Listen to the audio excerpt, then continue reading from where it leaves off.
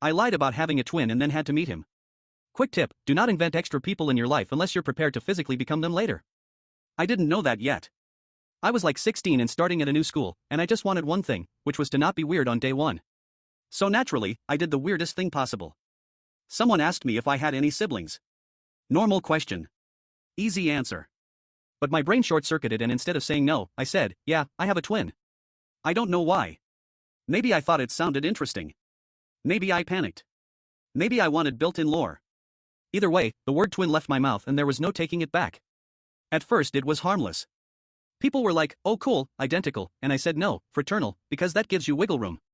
They asked where he went to school and I said online. Which felt safe. Online people are basically fictional.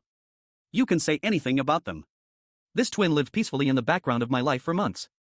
Then one day we're doing a group project and someone goes, you should invite your twin, it'd be funny. And I laughed like haha yeah maybe.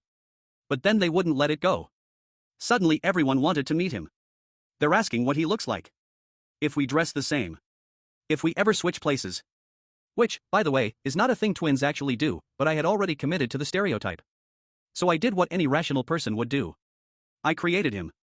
Different hoodie. Slightly messier hair. Same face. I practiced standing differently in the mirror. I even picked a name that sounded believable but not too close to mine, because I thought that mattered. The plan was simple. I'd show up once. Say hi. Be awkward. Disappear forever. Like a limited edition character. So after school one day, I ran home to grab my twin and came back 15 minutes later as him. Same backpack. Same shoes. No one questioned that part. And it worked. Too well. They talked to him like he was real. Because he was. Because it was me. I answered questions slightly wrong on purpose so it felt authentic. Someone said, you guys really don't sound alike, and I said, yeah, that happens.